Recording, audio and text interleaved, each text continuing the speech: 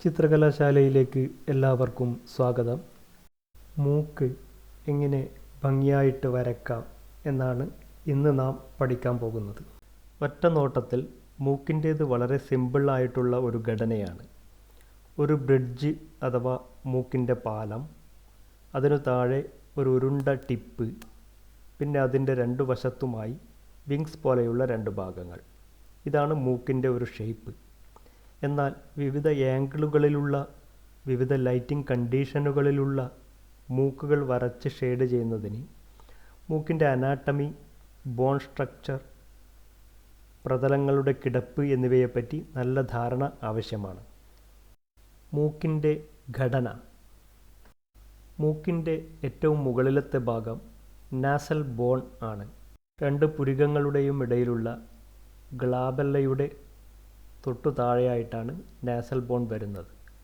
തലയോട്ടിയിൽ അവശേഷിക്കുന്ന മൂക്കിൻ്റെ ഏകഭാഗം ഈ നാസൽ ബോൺ ആണ്. നാസൽ ബോണിൻ്റെ തുടർച്ചയായി രണ്ട് വശങ്ങളിലും വരുന്നത് മാക്സെല്ല എന്ന കവിളിലെ ബോണാണ്. നാസൽ ബോണിൻ്റെ തൊട്ടു താഴെയായിട്ട് വരുന്നത് ലാറ്ററൽ കാർട്ടിലേജസ് എന്ന രണ്ട് തരുണാസ്ഥികളും അതിന് മധ്യത്തിലായിട്ടുള്ള സെപ്റ്റൽ കാർട്ടിലേജ് എന്ന തരുണാസ്ഥിയുമാണ്. തരുണാസ്ഥികൾ മറ്റ് എല്ലുകൾ പോലെ കട്ടിയുള്ളവയല്ല. ചെവിയുടെ എല്ലുകൾ പോലെ വളയുന്ന ഫ്ലെക്സിബിൾ ആയിട്ടുള്ള എല്ലുകളാണ് തരുണാസ്ഥികൾ.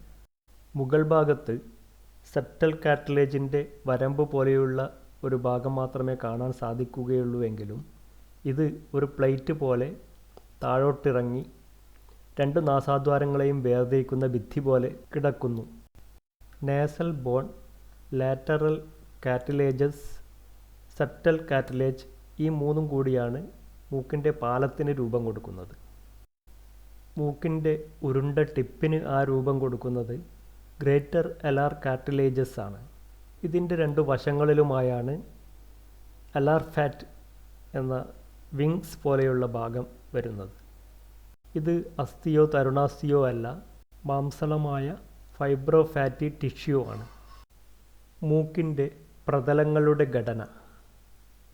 മൂക്കിന് സിമ്പിളായി ഗ്ലാബെല്ലയുടെ ത്രികോണാകൃതിയിലുള്ള ഭാഗം, അതിനു താഴെ നീണ്ടുകിടക്കുന്ന മുകൾ ഭാഗം, അതിൻ്റെ രണ്ട് വശങ്ങൾ, അടിഭാഗം എന്നിങ്ങനെ പ്രതലങ്ങളായി തിരിക്കാവുന്നതാണ്.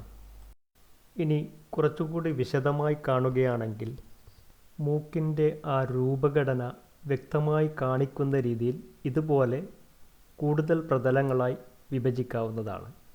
ഈ ഒരു സ്ട്രക്ചർ വിവിധ ആംഗിളുകളിൽ നിന്ന് നോക്കുന്ന രീതിയിൽ നന്നായി വരഞ്ഞ് പ്രാക്ടീസ് ചെയ്യുകയും മനസ്സിൽ പ്രതലങ്ങളുടെ ഘടനയുടെ ഒരു ത്രിമാന രൂപം ഓർത്ത് സൂക്ഷിക്കുകയും ചെയ്യുകയാണെങ്കിൽ മൂക്ക് ഏതൊരു ആംഗിളിലും ഏതൊരു ലൈറ്റിംഗ് കണ്ടീഷനിലും വരച്ച് ഷെയ്ഡ് ചെയ്യുവാൻ ഈസിയായി നമുക്ക് സാധിക്കുന്നു. മൂക്കിൻ്റെ സ്ഥാനം. ബ്രോ ലൈനിനും നോസ് ലൈനിനും ഇടയിലായിട്ടാണ് മൂക്ക് വരുന്നത്. അതാണ് മൂക്കിൻ്റെ നീളം. ഇനി മൂക്കിൻ്റെ വീതി. രണ്ട് കണ്ണുകളുടെയും ഉൾഭാഗത്തെ കോർണറിൽ നിന്ന് താഴോട്ട് രണ്ട് വെർട്ടിക്കൽ ലൈൻ വരയ്ക്കുകയാണെങ്കിൽ അതിൻ്റെ ഉള്ളിലായിട്ടായിരിക്കും മൂക്കിൻ്റെ വിഡ്ത്ത്, മൂക്കിൻ്റെ വിങ്സ് വരുന്നത്. ബ്രോ ലൈനിനും നോസ് ലൈനിനും ഇടയിലുള്ള ഭാഗത്തെ 4 തുല്യ ഭാഗങ്ങളാക്കുകയാണെങ്കിൽ അതിൽ മുകളിലത്തെ 1/4 ഭാഗത്തിന് അകത്തായിട്ടായിരിക്കും ഗ്ലാബെല്ല വരുന്നത്. ഏറ്റവും താഴെയുള്ള 1/4 ഭാഗത്തിനുള്ളിലായിട്ടായിരിക്കും വിങ്സിൻ്റെ ഭാഗം വരുന്നത്. ബ്രോ ലൈനിനും നോസ് ലൈനിനും ഇടയിലുള്ള ഭാഗത്തെ 3 തുല്യ ഭാഗങ്ങളായി ഭാഗിക്കുകയാണെങ്കിൽ അതിൽ താഴത്തെ 1/3 ഭാഗത്തിനകത്തായിട്ടായിരിക്കും നോസിൻ്റെ ബോൾ, ടിപ്പ്, അലാർ കാർട്ടിലേജിൻ്റെ ആ ഭാഗം വരുന്നത്. ഇനി ബാക്കിയുള്ള നടുവിലത്തെ ഭാഗത്തെ രണ്ടായി പകുക്കുകയാണെങ്കിൽ അതിന് മുകളിലത്തെ ഭാഗം നാസൽ ബോണിൻ്റെ ഭാഗവും താഴത്തെ ഭാഗം ലാറ്ററൽ കാർട്ടിലേജും ആയിരിക്കും. മൂക്കിൻ്റെ ഈ ഓരോ ഭാഗങ്ങളുടെയും വലുപ്പവും രൂപവും ഒക്കെ ഓരോ മനുഷ്യരിലും വ്യത്യസ്തമായിരിക്കുന്നതിനാൽ ഇത് ഒരു അപ്രോക്സിമേറ്റ് മെഷർമെൻറ്റ് മാത്രമാണ്. മൂക്ക് അതിൻ്റെ വലിപ്പത്തിലും രൂപത്തിലും ഓരോ മനുഷ്യരിലും വ്യത്യസ്തമായിരിക്കും. ഉരുണ്ട മൂക്കിൻ്റെ പാലവും മാംസളമായ അടിഭാഗവും ഉള്ള വലിയ മൂക്ക്, ഫ്ലഷി നോസ്, ഇതാണ് ഭൂരിഭാഗം ആളുകളിലും കാണാറുള്ളത്. വളവുകളും ഹമ്പുകളും ഒന്നുമില്ലാത്ത ഗ്രീക്ക് നോസ്, ഉയർന്നു വളഞ്ഞ പാലത്തോടുകൂടിയ റോമൻ നോസ്, അടിഭാഗം പ്രത്യേകിച്ച് ടിപ്പ് തടിച്ചു വീർത്ത ബൾബസ് നോസ്, പരുന്തിൻ്റെ ബീക്ക് പോലെ വളഞ്ഞ ഹോക്ക് നോസ്, ടിപ്പ് മുകളിലേക്ക് ഉയർന്നു നിൽക്കുന്ന ടേൺഡപ്പ് നോസ്, നീളമുള്ള പാലവും വീതി കൂടിയ അടിഭാഗവുമുള്ള നബ്ബിയൻ നോസ്.